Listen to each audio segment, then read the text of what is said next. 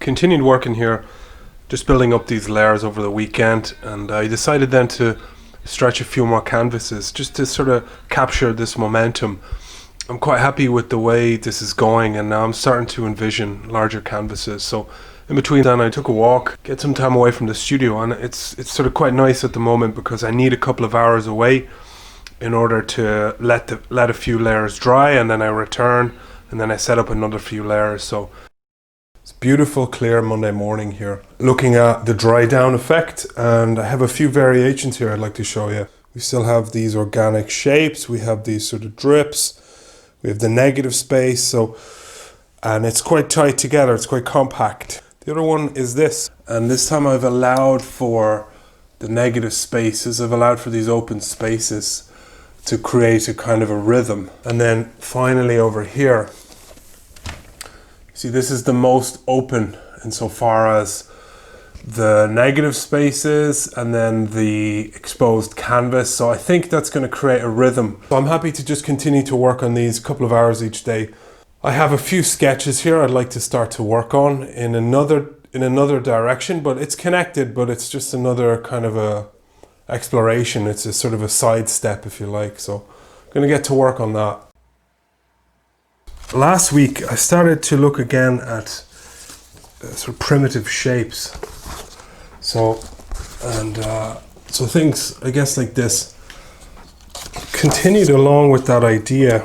These sort of separating ellipses I think is quite interesting, and that's something that I started to look at today. Yeah, just going to work with this and see if it could be used to create something. Also picking up some details on this commission piece, just a few surface blemishes to iron out. Continuing to build up some beautiful textures here this morning, and I have one which I consider finished. It's the smaller one, it's the first of which. I love the luster when it catches the light in different ways. There are plenty of imperfections here. I mean, the human details are part of the work with physical materials, so something's brushed against this. Now, I don't think it was some kind of animal. I mean, it's too high up. More than likely I'm going to find some paint on my clothes, or maybe I was stretching a canvas and the corner caught it. I don't know. That's not an uncommon occurrence here when I step on something or destroy something by accident, I graze it or whatever. This one is coming along. I mean, obviously you can see these different colors because of the level of curing here. So it reads as different colors, but they will all dry down the same. Don't want to go too crazy with colors at this stage. I think you can say a lot more with a lot less. That's becoming a kind of an important guideline here for some of this work. So yeah, it's just after midday here, and yeah, so I got started around 7, so 5-6 hours done today, and I have a few canvases stretched and everything is out to dry again. So I think I'm going to go for a long walk. Thinking about Francis Bacon this morning, and it kept coming into my head. There used to be a kind of a globe covering this. Yeah, I broke it by accident when I was stretching a canvas here. So now there's this exposed bulb, but backdropped against this unprimed canvas. I think that's what it is. Kind of a motif from some of Francis Bacon's work. I have 2 pieces here using this ellipse idea and kind of breaking down these details. The one on the left reads, it's a lot bolder, it's a lot more striking.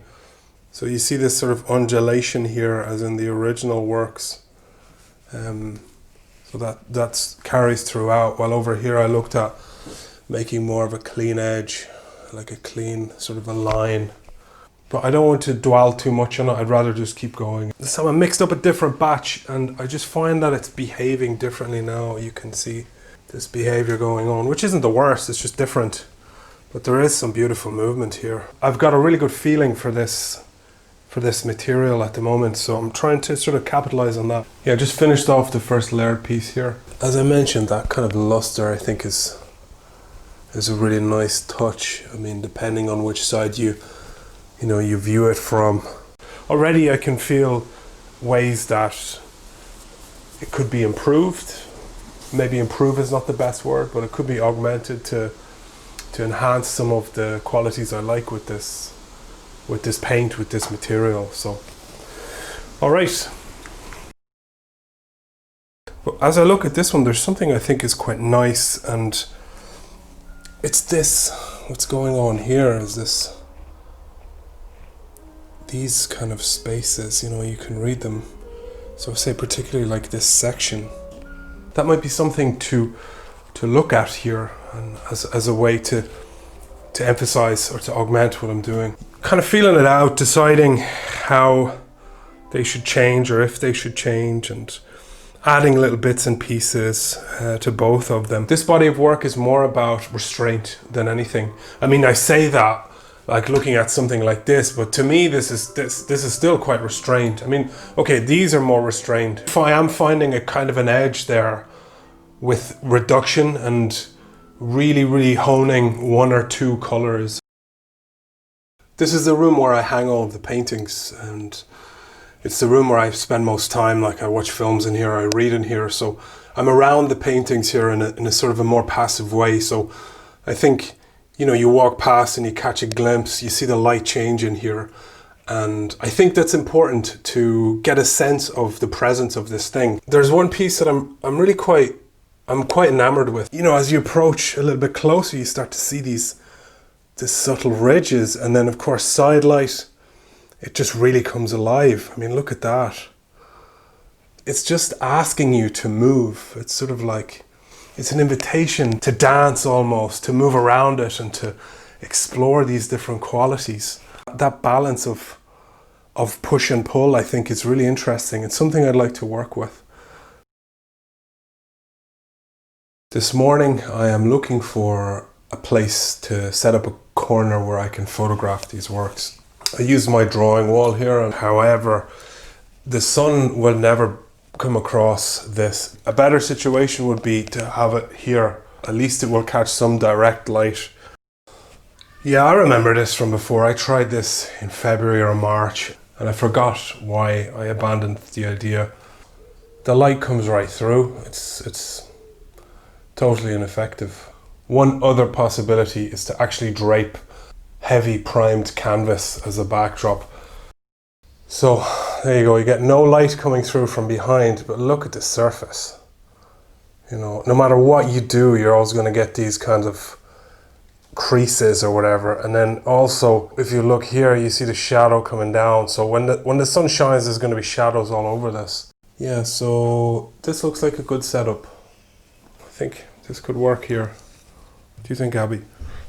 It's important that it's just represented truly or accurately. I mean, this is the one I just finished yesterday.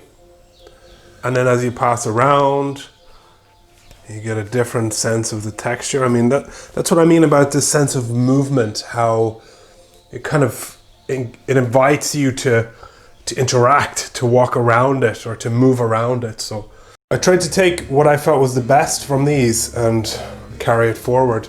See the consistency in this line. That kind of rhythm. Yeah, that's going to take some time to build it up. Still maintaining a somewhat conservative palette. Monochromatic here. I started to mix it up and then try to just jump back into sort of familiar colors. In the time that I'm free then, I started to work on other things, and as I mentioned last week, it sort of takes the intensity off this one idea. So I started to play around a little bit. It's the most free, it's the most playful of what I've done here. Starting to look at these color interactions again, and I often find from those, you know, no pressure sort of like experiments, I suppose, some really loose and free things happen. This is definitely something I'm going to carry forward. I'm quite excited about that one. I mean, and to be honest, I'm quite excited about all of these. I mean, I feel really connected to what's happening here, which is definitely a blessing, you know, when everything aligns and you're finding the touch again. It's an interesting time, I think, for me in the practice in the studio. So, oh yeah, one other thing. I was interviewed by a curator and an art historian called David Archbold, and he did a project interviewing artists in lockdown and how their practices have changed, if they have changed. So I'll put a link on screen there. I don't have anything else really on the horizon. happy to just continue to work away here. So have a good weekend, take care of your mind, and I will talk to you next week.